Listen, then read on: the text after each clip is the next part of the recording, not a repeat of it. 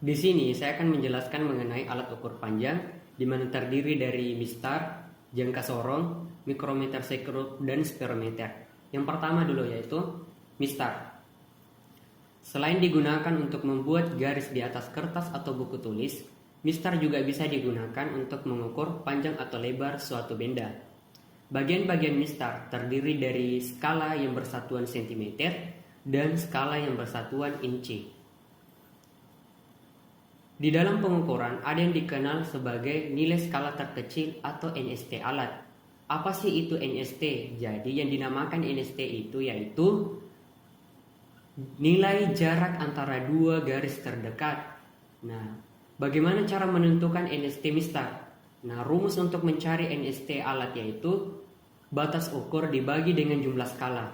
Misalnya, pada mistar yang saya pegang ini, kita fokus kepada skala yang bersatuan cm. Saya ambil batas ukur 1 cm. Nah, kemudian jumlah skalanya berapa? Nah, kalian tinggal menghitung berapa garis sampai ke batas ukur 1 cm. Nah, misalnya di sini jumlah skalanya itu ada sebanyak 10. Berarti kalian tinggal memasukkannya di rumus, yaitu batas ukur dibagi dengan jumlah skala. 1 dibagi 10 sama dengan, maka kalian akan mendapat nilai skala terkecil pada mistar. Nah, kemudian cara pengambilan data, yaitu kalian siapkan terlebih dahulu objek yang kalian ingin ukur. Kemudian batas ukur 0 pada mistar kalian simpan atau letakkan di salah satu ujung benda tersebut. Kemudian ujung lain benda kalian amati berapakah penunjukan skala pada mistar tersebut. Nah, kemudian kita beralih ke alat ukur panjang selanjutnya, yaitu jangka sorong. Jangka sorong merupakan alat ukur panjang yang digunakan untuk mengukur diameter dalam, diameter luar, ketebalan, dan kedalaman suatu benda. Nah, bagian-bagian dari jangka sorong yaitu yang pertama, rahang atas, rahang bawah, ekor, kemudian pengunci atau sekrup pengunci, dan pengubah. Kemudian untuk skala utamanya terdiri dari dua satuan. Ada skala utama bersatuan cm dan ada skala utama bersatuan inci. Begitupun skala noniusnya, ada yang bersatuan milimeter dan ada yang bersatuan inci. Terus cara menentukan NST alat atau NST jangka sorong, rumusnya itu 1/n dikali NST utama. Nah, jadi sebelum kalian menghitung NST alat, terlebih dahulu kalian menentukan NST utamanya. Nah, bagaimana cara menentukan NST utamanya? Kalian fokus pada skala utama jangka sorong. Nah, misalnya itu saya menentukan nilai skala utama satuan milimeter. Nah, rumusnya itu untuk menentukan NST utama, batas ukur dibagi dengan jumlah skala. Nah, jadi saya di sini ambil batas ukur 1. Nah, kemudian berapa jumlah skalanya? Jadi jumlah skalanya di sini ada sebanyak 10. Jadi kalian sisa masukkan di rumus, yaitu 1/10, maka kalian akan mendapat nilai skala utamanya. Nah, setelah kalian mendapatkan nilai skala terkecil utamanya, selanjutnya kalian menentukan nilai skala terkecil alat atau nilai skala terkecilnya jangka sorong. Nah, kalian sisa masukkan di rumusnya, yaitu 1/n dikali NST utama. Nah, di mana n ini adalah skala noniusnya. Skala noniusnya untuk satuan milimeter itu ada sebanyak 20. Berarti 1/20 dikali NST utama yang kalian peroleh sebelumnya. Maka kalian akan memperoleh nilai skala alat atau nilai skala jangka sorong. Nah, selanjutnya cara penggunaan jangka sorong.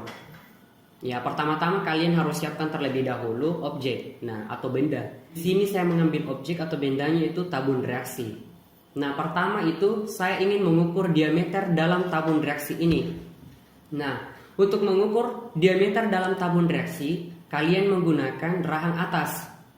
Karena fungsi dari rahang atas ini untuk mengukur diameter dalam. Nah, caranya itu kalian sisa masukkan.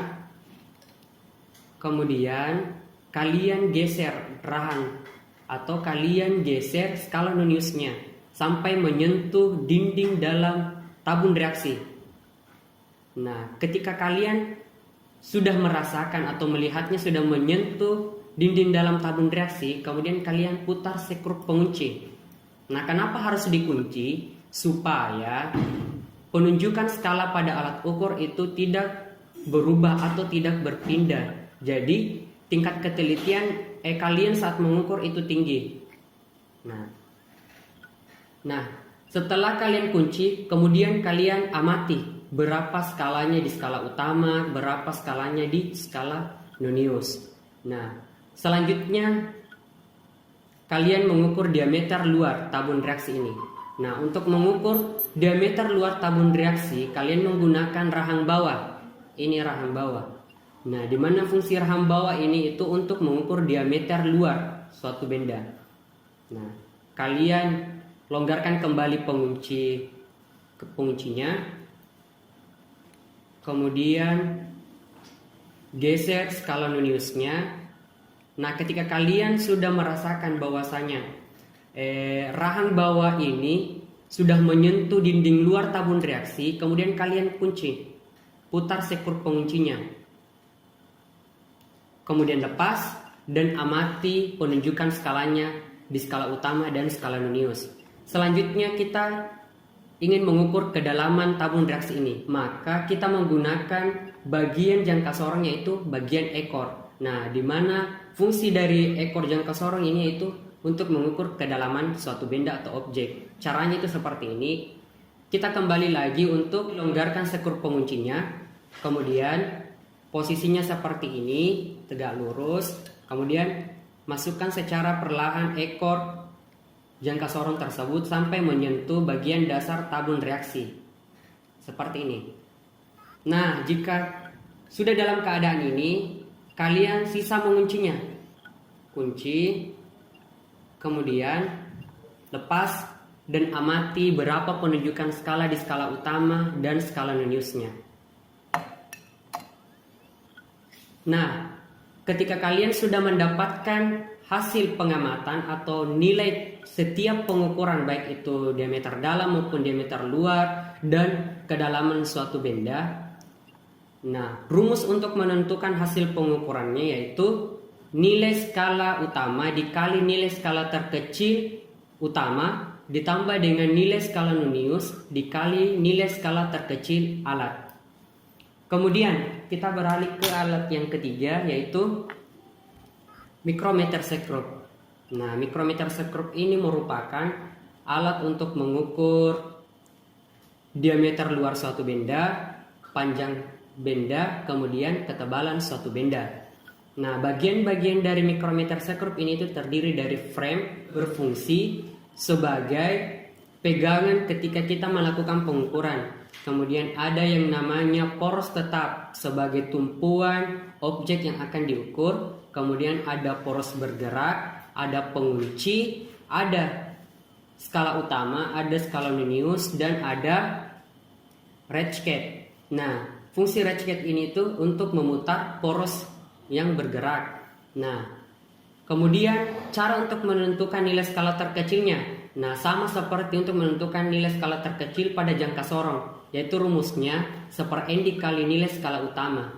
Jadi, jika kalian ingin menentukan nilai skala terkecil alat, kalian cari dulu nilai skala utamanya. Yaitu di sini rumus untuk mencari nilai skala utama yaitu batas ukur dibagi dengan jumlah skala. Nah, batas ukur pada mikrometer sekrup itu adalah, misalnya kita ambil 5.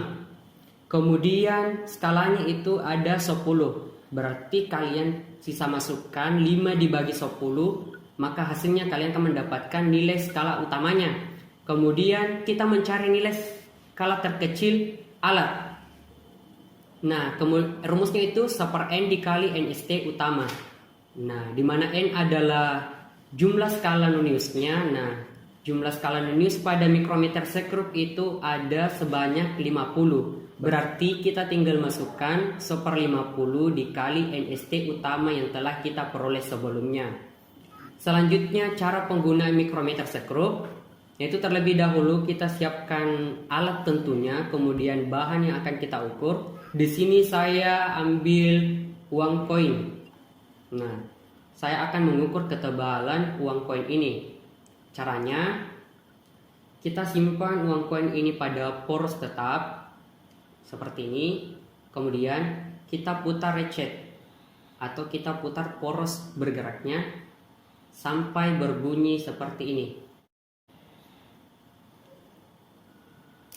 Nah, ketika sudah berbunyi berarti poros bergerak ini sudah menempel secara sempurna. Nah, ketika sudah menempel dengan sempurna, langkah yang terakhir kita lakukan adalah dengan menguncinya.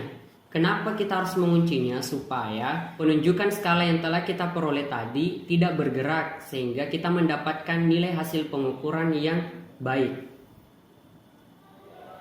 Baik, selanjutnya untuk menentukan hasil pengukuran mikrometer sekrup seperti alat ukur sebelumnya, itu menggunakan rumus jumlah skala utama dikali NST utama ditambah jumlah skala nonius dikali NST alat.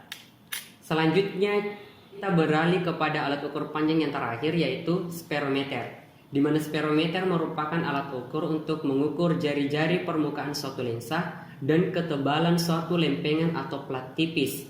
Nah, kemudian bagian-bagian dari spirometer itu terdiri dari skala utama, skala nonius, 3 kaki tetap, ujung sekrup, kemudian pemutar sekrup.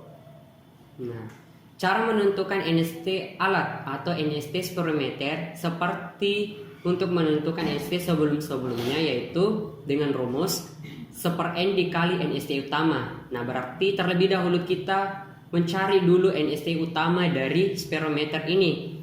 Nah, di mana batas ukur spirometer di sini tuh kita ambil 5, kemudian jumlah skalanya itu 5. Berarti 5 dibagi 5 dan hasilnya adalah nilai skala utama. Kemudian kita mencari NST-nya alat atau NST spirometer. Berarti rumusnya itu 1/n dikali NST utama. Nah, terus N-nya berapa?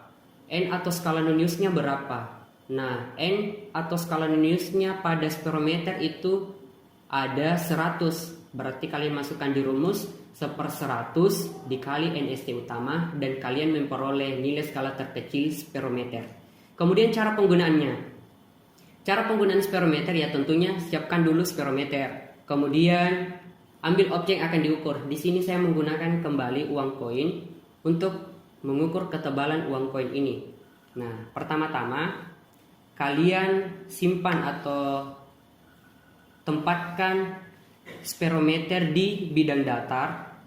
Kemudian masukkan uang koin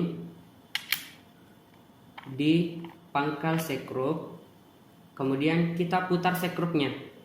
Putar sampai menyentuh bagian atas koin. Nah, kemudian amati penunjukan skala di skala utama dan skala noniusnya. Nah, untuk menghitung hasil pengukuran dari spirometer, kalian menggunakan rumus jumlah skala utama dikali NST utama ditambah jumlah skala nonius dikali NST alat.